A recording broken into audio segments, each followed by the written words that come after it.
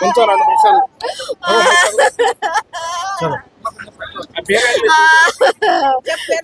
ప్రశాంత్ అండి 18 సంవత్సరాలు 17 సంవత్సరాలు ఏమీ లేవండి 21 అండి ఏమీ లేదండి ఇంటికి కాలేజీ పోయింది 8:30 9 o'clock ఇంకా రాలేదు ఇంకా ఏబిఎస్ఆర్ కాలేజీ